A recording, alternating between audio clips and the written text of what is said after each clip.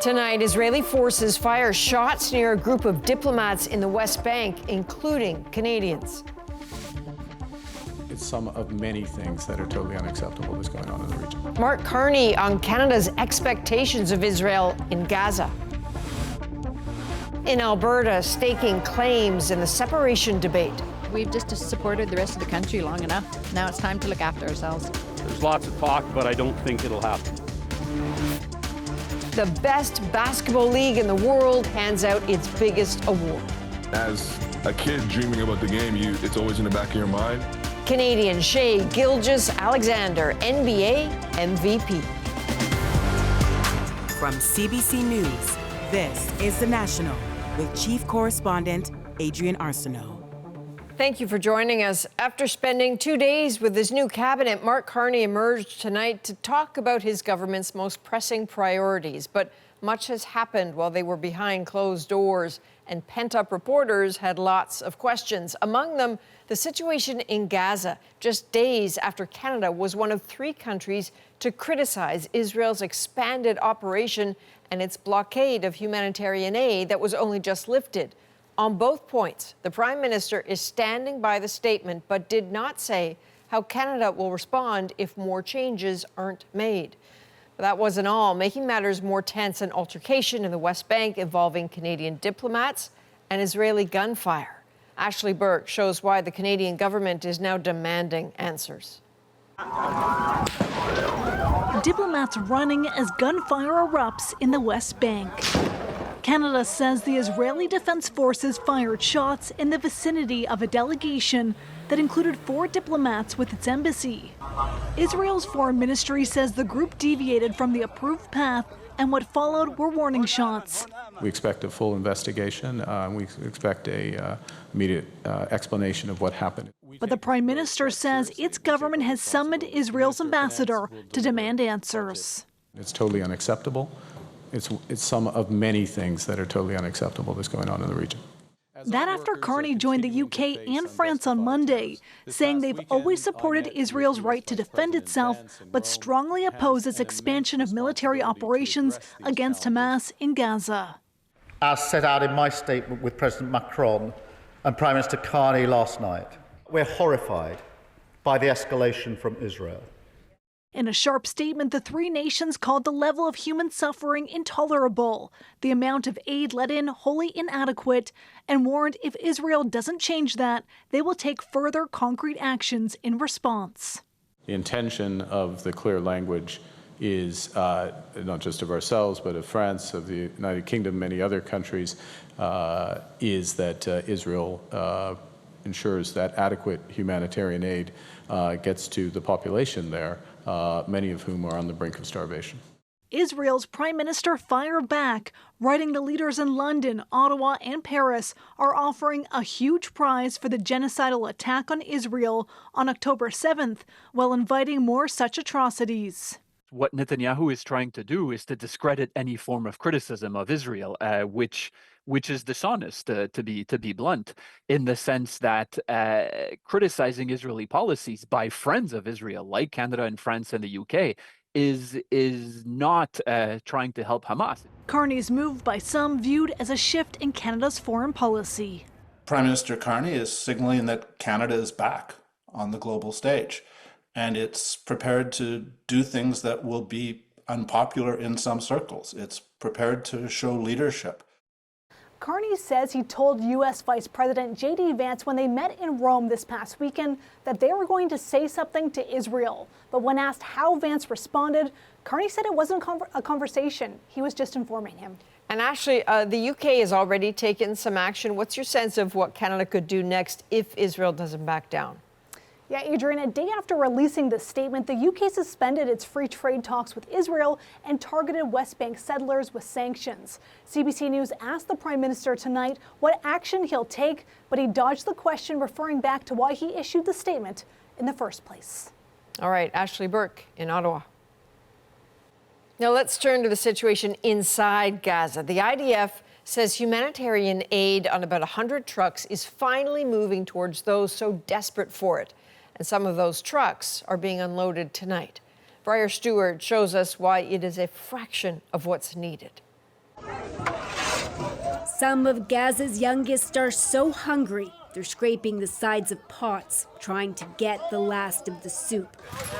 Israel's blockade on humanitarian aid has led to desperation and increasingly dire conditions. And in the same time, the Israelis are putting restrictions on the access to these supplies. After more than 2.5 months of no aid, Israel's military says 100 trucks carrying food and medicine were let into Gaza Wednesday night. A videographer working for CBC News was there as people stole sacks of flour off of the back of one truck before it reached a bakery. Hunger makes you do bad things, says this man.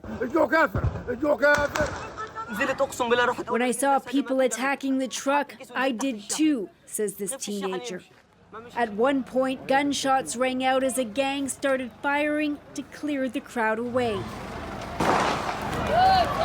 Israel has accused Hamas of looting previous shipments of aid, but its ban on supplies has left 500,000 people at risk of famine, according to the World Food Program. And there's no end to the misery throughout Gaza. And Gaza is effectively a death trap. The director of Doctors Without Borders in Canada says the country should be playing a leading role in pressuring Israel to end its war and allow in more aid. I think it's about time that we take a cold, hard look at ourselves and we hold our leaders to account. Benjamin Netanyahu rebuffed any criticism, saying a strike launched on a Gaza hospital last week likely killed a Hamas leader. Israel believes that 20 hostages are still alive. And while the country's prime minister said there could be an opportunity for a temporary ceasefire, he vowed that in the end, all of Gaza will be under Israeli control. Briar Stewart, CBC News, London. Postal workers in this country are reviewing a new contract offer tonight as the potential Friday strike deadline quickly approaches. And as Sophia Harris shows us, Canada Post says it's no longer looking to buy more time. At this greeting card and gift store, many online orders are sent by Canada Post. So another possible work stoppage would be devastating. It's definitely going to affect our business. It's not great. It's a lot of extra work, and it's, worrisome. Canada Post's month-long strike last year ended when its 55,000 employees were ordered back to work, so negotiations could resume. On Wednesday, the Crown Corporation made a last-ditch offer. It includes a more than 13% wage increase over 4 years and 6 personal days a year. But it also calls for the creation of part-time jobs to give the corporation more flexibility. The union followed by proposing a 2-week pause on the potential labor disruption to review the offer. Canada Post said no, even though it's deep in debt, having lost about $3 billion since 2018. Why would Canada Post reject a 2-week delay? When the financial statements are released sometime this summer for the last 12 months, I believe that we're going to see a much larger loss. And so I think that the Canada Post is realizing that delays are not going to address this problem. If a deal isn't reached, mail delivery may stop altogether on Friday, causing further financial problems for Canada Post. How likely do you think it is that the union will accept Canada Post's offer and we will get our mail on Friday? I think it's unlikely. This business professor says a big sticking point for the union, Canada Post wants to hire part-time workers to cut costs and deliver on weekends. I think they see it, they do see it as a slippery slope to a much smaller Canada Post and a much smaller union as a consequence. Canada Post says it's now up to the union to make the next move, as small businesses wait to learn what the future holds. Sophia Harris, CBC News, Toronto. Well, we've seen this movie before. Donald Trump is the main character. The Oval Office is the scene, and a visiting guest gets the hot seat. This time it was the president of South Africa, and quite the drama unfolded. Katie Simpson takes it from there. The body language says it all. From the start, the meeting was uncomfortable, despite the efforts of South Africa's president. We are essentially here to reset the relationship between the United States and South Africa. He's a truly great golfer. His delegation even included South African golfers Ernie Els and Retief Goosen, hoping to charm Donald Trump, a plan that did not work. You're taking people's land away from them. And those people, in many cases, are being executed. They're being executed. And they happen to be white. Trump amplified false narratives about the treatment of Afrikaners, including claims of genocide. When President Cyril Ramaphosa tried to correct the record, he was ambushed. Excuse me, turn the lights down. Turn the lights down. Trump directed everyone's attention to a TV screen, showing a video of fringe South African politicians making controversial statements he says prove his point. Ramaphosa appeared taken aback. When it finally came to an end after more than 4 minutes, Trump picked up where the video left off, presenting Ramaphosa with what he says are news articles about the murder of white South Africans. Death of people. Death. Death. No matter what Ramaphosa said, Trump would not be swayed. People who do get killed, unfortunately through criminal activity, are not only white people. Majority of them are black people.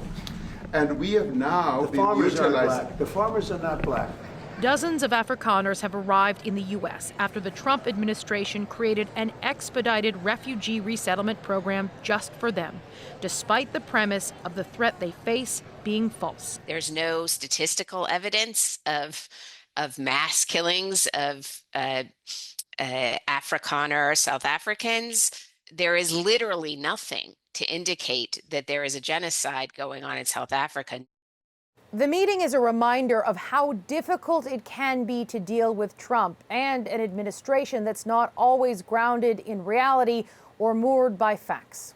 Can you tell us a little bit more about why Trump may be doing this? This fits into a narrative Trump seems to repeatedly play into, a perceived threat to white people. Many people believe it's part of why he's undone some diversity initiatives in the United States, which seems to appeal to some in his MAGA base. All right, Katie Simpson in Washington tonight. Thanks, Katie. Multiple reports out of the United States now confirm the Trump administration has officially accepted a free 747 jet from Qatar that it intends to convert into the next Air Force One. The $400 million gift has been the subject of some intense scrutiny, both because early estimates suggest it will take years and $1 billion to modify the plane, and because some lawmakers are calling it a bribe. Trump's team has rejected that notion, adding it has followed all federal rules. Well, there was a twist today in the sexual assault trial of 5 former World Junior hockey players. The judge ruling that the Crown could cross-examine one of its own witnesses. Katie Nicholson was in the courtroom with the reasons for this relatively unusual turn of events. NHLer Brett Howden was the central figure in what was a day of procedural wrangling, even if he never made an appearance. Frustrated with his Tuesday testimony, the Crown argued she should be allowed to cross-examine Howden on 18 areas where she says there were inconsistencies between what he told court and previous statements he had given investigators. Mr. Howden's memory loss is a feigned memory loss, not a sincere one, Crown Megan Cunningham said. His memory loss in my submission is directly related to details that will be particularly damning for the defendants, who are his former teammates and friends. Those teammates, Michael McLeod, Alex Fermenton, Carter Hart, Dylan Dubé, and Cal Foote, are accused of sexually assaulting a woman. They have all pleaded not guilty. Hart's defense lawyer, Megan Savard, pushed back on the Crown, saying Howden, who had testified in a hoodie, is plainly unsophisticated. He didn't come to court dressed for court. He is inarticulate and a poor communicator, careless with words, she said. His testimony, she argued, wasn't helpful to either side. We may all say at the end of the day, this witness is generally useless, but he is certainly not helpful to the defense, she said. In the end, Justice Maria Caracia ruled, I cannot find that Mr. Howden is feigning lack of memory or is being insincere. But she did side with the Crown on 4 areas of inconsistency, plunging the lawyers into more procedural work to determine next steps in the Crown's bid to extract specific testimony from her own witness. Criminal defense lawyer Sam Puhala isn't involved in the case but is watching it closely. So there's information in the statement that's more useful to the Crown in terms of the evidence that they believe this witness means.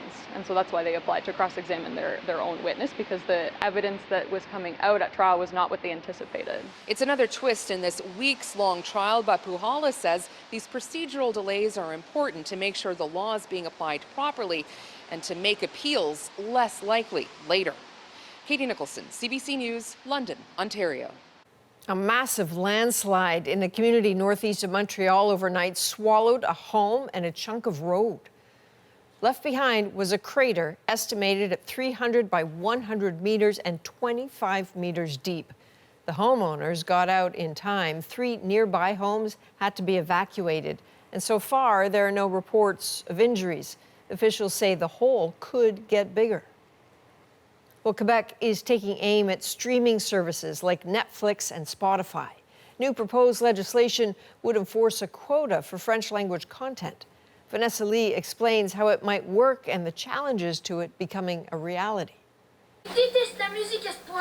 Quebec's culture minister says the more streaming options people have, the more the culture of La Belle Province is going backwards. He has introduced a new bill that would force streaming giants to add French-language content and make it easier for consumers to find. I think we have to protect our culture. It's important. The province would impose quotas for Francophone music, movies, and television on major platforms like Netflix, Disney Plus, and Spotify, but did not specify what those quotas would be. The minister says he is widening the requirement to French and not just Quebecois content, so it could be aligned with places like France, which already have their own content rules. I think it's a good strategy to be together. If the bill is adopted, streaming platforms and TV manufacturers would have to ensure their default interface is in French. Quebec insists it has the jurisdiction to defend its culture, but experts say it's not clear. At the top, there's a question as to how, if at all, it would coexist with federal legislation in this area. And so, from a constitutional perspective, I think there are some doubts that both of this legislation, the federal and the provincial law, can coexist and both be constitutional. The bill would allow the government to establish the quantity or proportion of original French-language content that must be offered on digital platforms. Once you get into the issue of a certain percentage of the content has to be French-language content, then by definition, you're going to have to scale back the amount of English language content that's available on the service. Quebec's culture minister says he has already met with some of the online platforms, which he says have shared their concerns and a desire to collaborate. Vanessa Lee, CBC News, Montreal.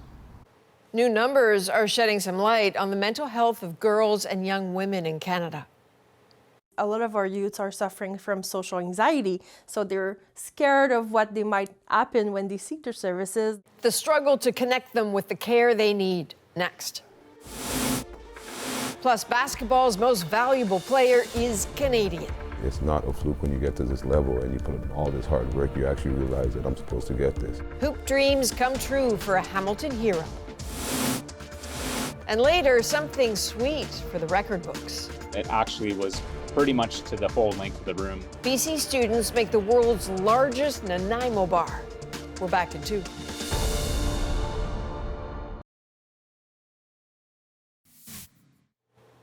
Bell Canada says it has fully restored service after a widespread outage in Ontario and Quebec lasting several hours. At its peak, nearly 140,000 users reported internet and mobile issues. Bell said it was caused by an update that impacted some of its routers. New data reviewed by Statistics Canada suggests girls and young women have a higher incidence of mental health issues than the general population. Alison Northcott looks at the evidence, the treatment gaps, and the barriers to care. This is our big intervention room. This Montreal Youth Health Clinic aims to break down barriers for young people looking for help. We offer mental health support. More than 70% of the clients here are girls and young women. A lot of our youths are suffering from social anxiety, so they're scared of what might happen when they seek their services. They have confronted with closed doors in the past. A new report found 4 out of 10 Canadian girls and women between the ages of 15 and 29 met the criteria for mental health or substance use disorders in 2022, but just a little more than half of them accessed formal support. The report points to availability, costs, and a lack of confidence in the healthcare system. Emma Bachner has navigated that system and its waiting lists. Substance use being one of them, eating disorders, self-harm. Now, 6 years sober, she says services need to meet young people where they're at. Having that kind of ability to build a rapport with somebody through personal experiences and through trauma-informed lenses, I think, again, is crucial. The report also found when racialized girls and women accessed support, they were less likely than their non-racialized peers to find those services helpful. Many people are having difficulty finding providers that speak their preferred language. Many people have difficulty finding providers in their communities or in their own ethnic groups. So right there, those are going to be problems. There are access challenges. Dr. Joe Henderson says now further studies are needed to better understand how other young people are doing. We really have to be careful to not understand this to mean that young men are not struggling with mental health related concerns, but just maybe not the ones we've asked about or in the ways that we've asked. So they feel comfortable coming Because here. they say these findings are just one piece of a much larger puzzle. Alison Northcott, CBC News, Montreal. A Canadian has been named the NBA's most valuable player. Shai came in like every other kid does, loved the game, hardworking, and trying to just challenge himself. How Canada continues to produce some of the game's top talent. Plus, CBC News gets rare access inside Iran. People are suffering because of the prices are hiking. Margaret Evans on the push to end isolation and those who fear what that could mean. And in the wake of the Liberals' federal election win, is alienation growing in Alberta? It's not that the East doesn't understand us, it's that they simply don't care. Susan Ormiston on the frustration fueling talk of separation. The National breaks down the stories shaping our world. Next.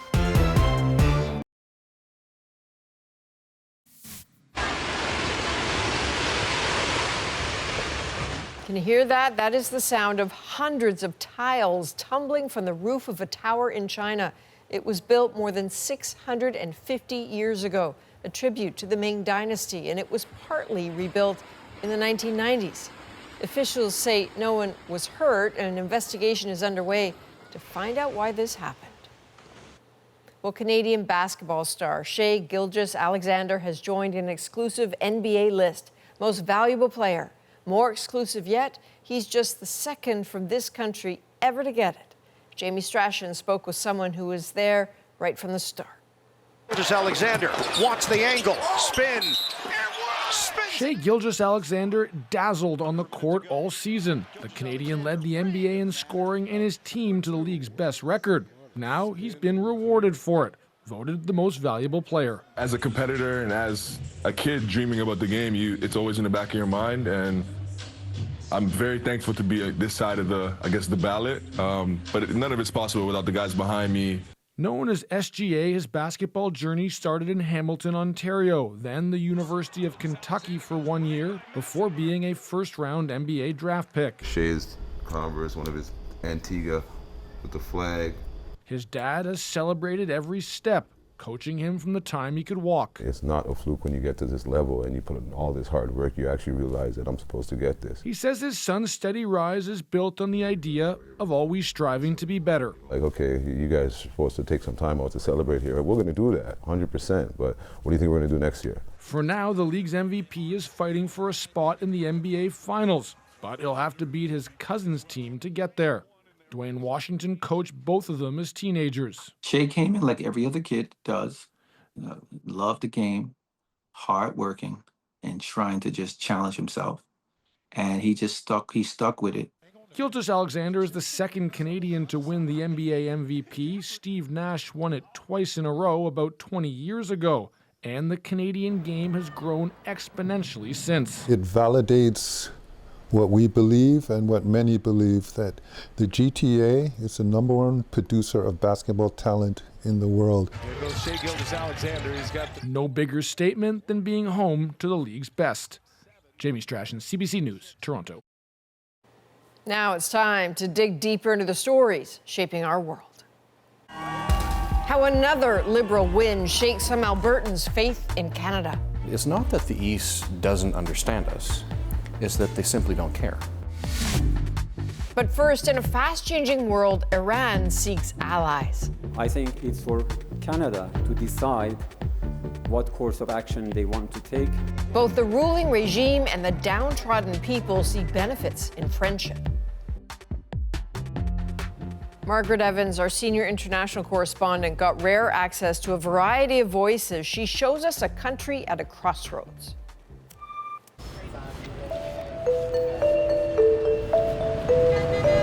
Signs of life at a building that has long stood empty and dark, the former Canadian embassy in Tehran.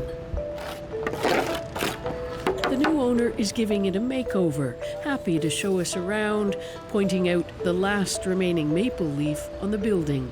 We have one. You can see. Yeah, we kept that one as the heritage of those days.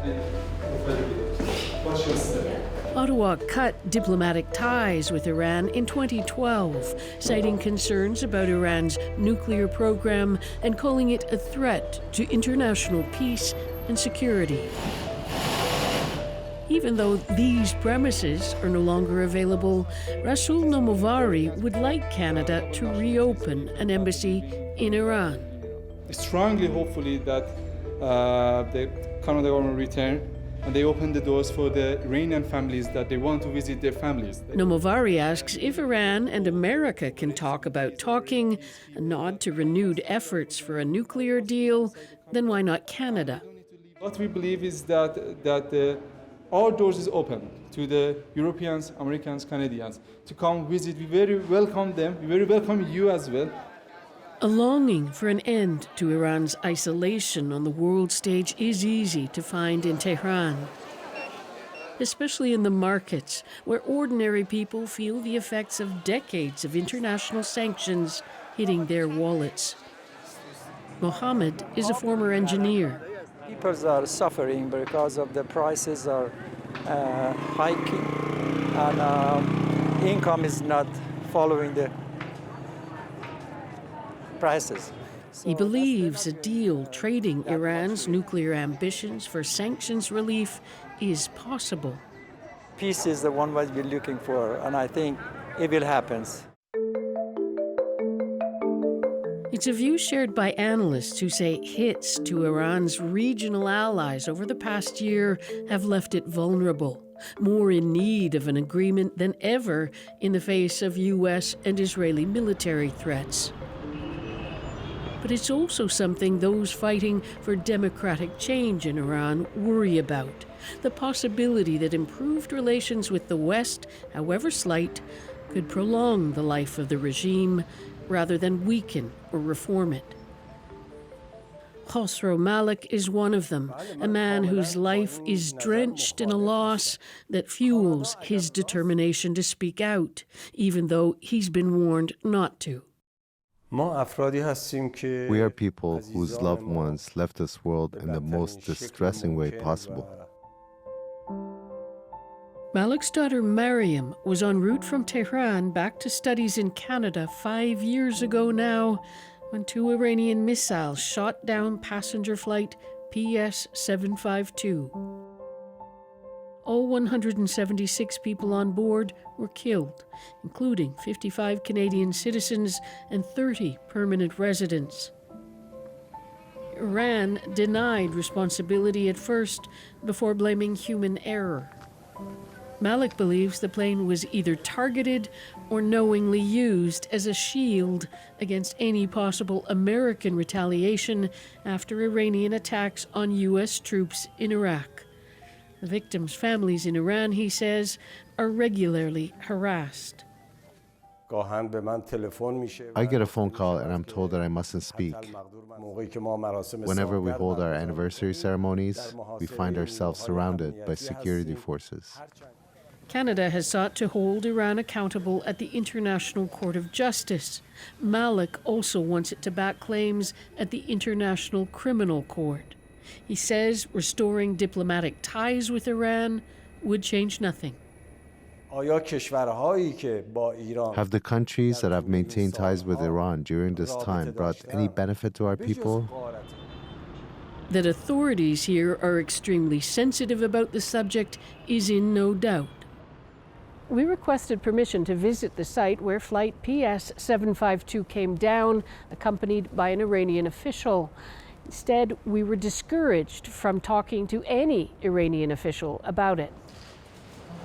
We did, of course, at a Foreign Ministry press conference, along with a query about Iran's opinion on renewing ties with Canada. If you are interested in that, what would Iran be prepared to do to encourage that direction?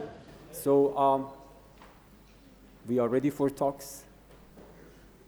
And you said, what should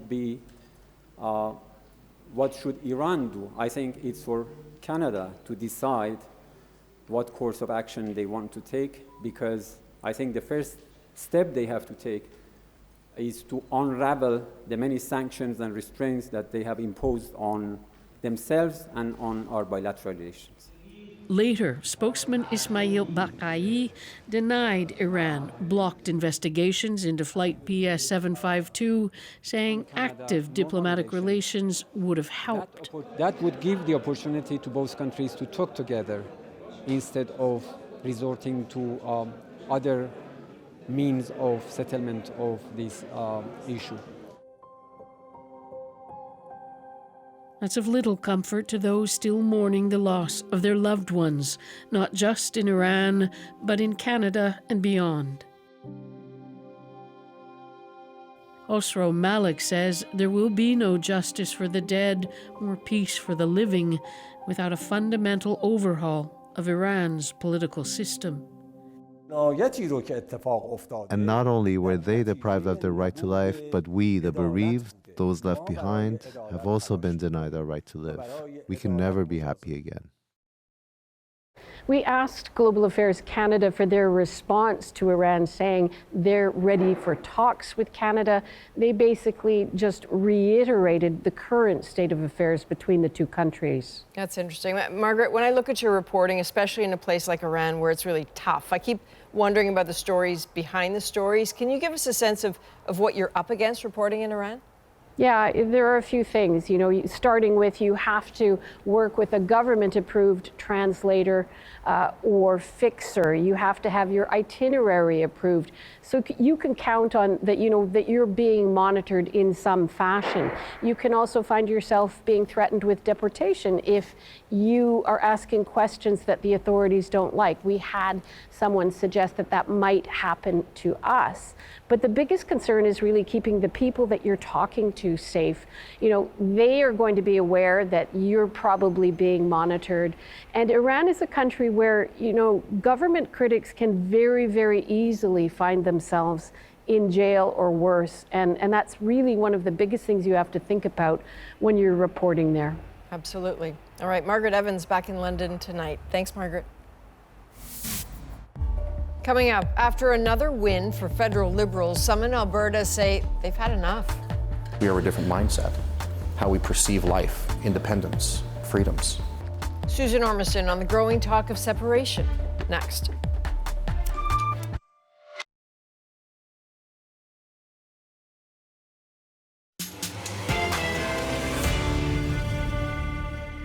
The election result drives efforts to make Alberta independent. Have you heard of the Alberta Republican Party? Yeah. You have? Why so many feel left out. The voting bloc that is Canada is Toronto, Montreal, and Ottawa. Albertans talk about where their loyalty might lie. Susan Ormiston rounded up a range of views in a province where many say the country is stacked against them.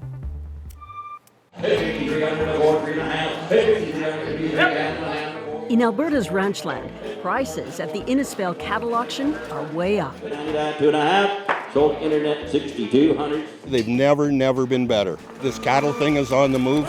Danny Daines is part of the family-owned auction business established here in 1955.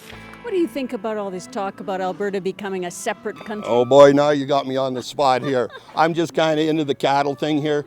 I want Canada to stay together. True blue Canadian, our family. It means everything to be Canadian. Boy, here's big cows. But the whiff of separation from Canada is being whipped up across rural Alberta.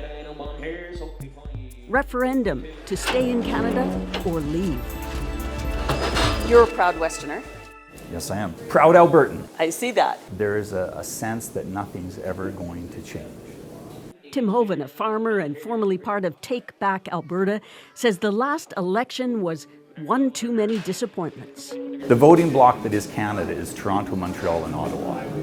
Whoever is in favor there is going to form the government. So to have any pro-Western government in Ottawa isn't going to happen because they have to appease to those Eastern voters. And I think people have finally realized for us to move forward, for us to have a better future, we might as well act on that and actually get out. Alberta Conservatives were once sure they'd win the election, that Pierre Poilievre would easily topple a decade of Liberal left policies. When he didn't, and with the prospect of more Liberal governance, something popped. In cattle country, decades of resentments towards Eastern Canada resurfaced. With the help of Alberta's Premier, Danielle Smith. The federal government has taken hostile actions against Alberta and against the Constitution and against our right to develop our resources. Announcing the day after the election, she'd loosen the rules, making it easier for groups like the Alberta Prosperity Project to gather support for a petition and potentially a referendum. The East voted. Unfortunately, they voted for more law-breaking, more Western oppression. Well, now it's our turn. And at the end of the day, with this gift that Danielle Smith has given us, I think that we have an opportunity. At an information meeting in Brooks, Alberta, 150 people are soaking up the sovereignty pitch and being urged to sign a future petition. More meetings are planned this summer. We would be completely out from under all federal regulation and all federal taxation. Outside, the pushback. The separatists are having a meeting inside the building, and we are demonstrating against separatism. Do you think the movement is gaining strength here in Alberta to separate? Not really. It's been around for years. No, they're like a bunch of little toddlers that are wanting to run away from home because they can't get their own way. But they have no plans when they leave. Western alienation is kind of bred in the bone in the prairies, fueled by a long-standing belief that equalization payments only go in one direction, and that Ottawa's heavy regulatory hand stifles the province's economy. In Edmonton, a new political party is starting from the ground up. Cam Davies quit the provincial United Conservative Party to launch Alberta Republicans. We are a different mindset, how we perceive life, independence, freedoms. And it's not that the East doesn't understand us, it's that they simply don't care. We exist solely as a colony, a resource colony, if you will, for Ottawa. Plans are to run candidates in 3 provincial by-elections, but there's a long way to go. So, it's not my first rodeo at this. I was an early member of the Wild Rose Party, and we built the party from 0 to forming 17 seats in 2012.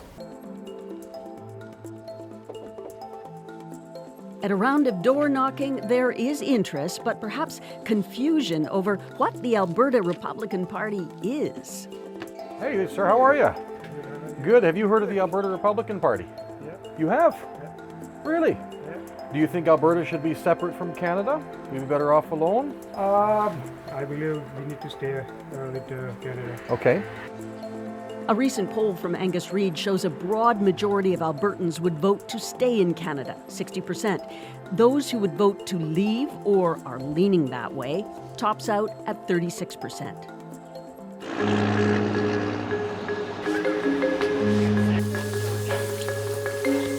In Wainwright, at the first of the summer's charity barbecues, cheeseburgers are hot and politics just as spicy. Thank you. Perfect. Thank you, guys.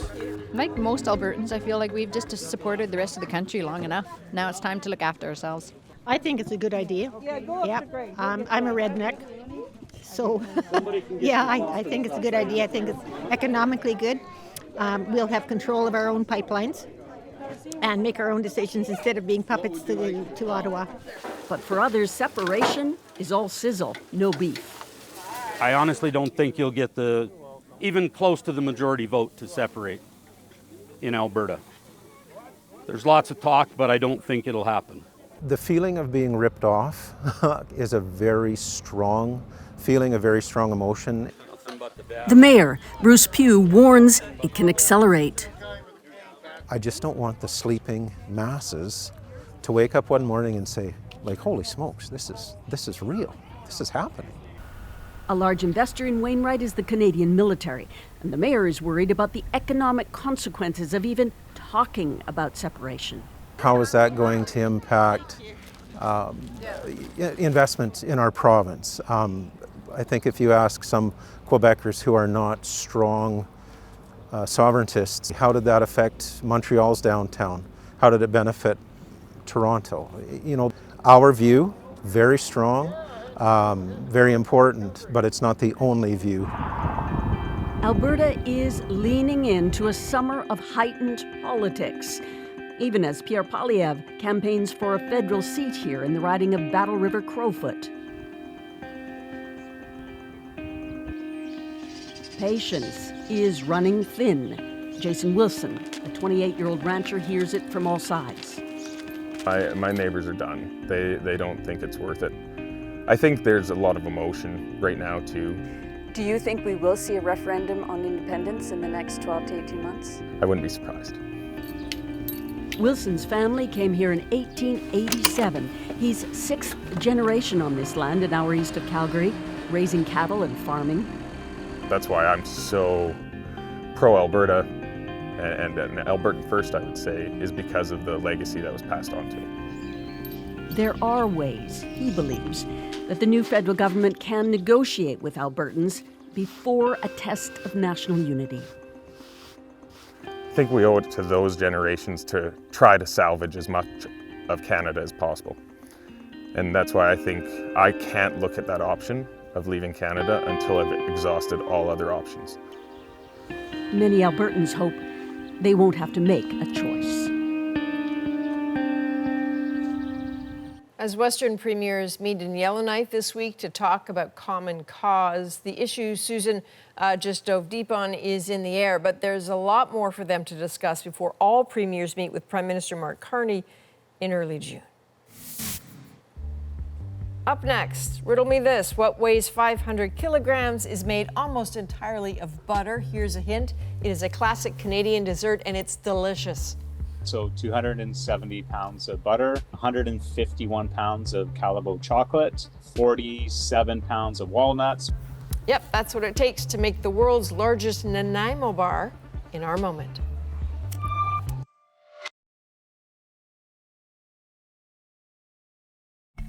So what's this all about? You are looking at culinary students at Vancouver Island University making the world's largest Nanaimo Bar, an iconic Canadian dessert naturally born right there in Nanaimo, BC. But it turns out the previous record was set in Ontario. So after months of preparation and a lot of chocolate, they brought it home. How it all came together makes our moment. We found that the Guinness World Record is in Ontario. At that point, it kind of lit a spark that Nanaimo bars are from here, and we're really proud of that being from here. So we decided to make something quite massive. 71? Wow. So 270 pounds of butter, 151 pounds of Calabo chocolate, 47 pounds of walnuts, 47 pounds of graham crackers, 47 pounds of sugar, 407 eggs. Yeah, a lot of ingredients. It's a no-bake bar. The bottom is this nice sort of fudgy cocoa powder coconut layer. Then it has a custard cream in the middle, and then a nice buttery chocolate ganache on top. Actually was pretty much to the whole length of the room. The idea was just to do something for some civic pride and also to highlight the amazing baking and culinary arts programs that we have at Vancouver Island University. I've had a little bit of a sugar high still going from Saturday. We're all Nanaimo Barred out for a little bit here for sure. Oh, but we're not. Details here. Months to plan, about a week of prep, 31 culinary students to make it happen, and maybe 37.4 seconds to eat it. I promise you it wouldn't have taken that long if journalists were involved. From all of us at The National, thank you for being with us. You can watch anywhere, anytime on the free CBC News app and subscribe to The National's YouTube channel. I'm Adrienne Arsenault. Take care.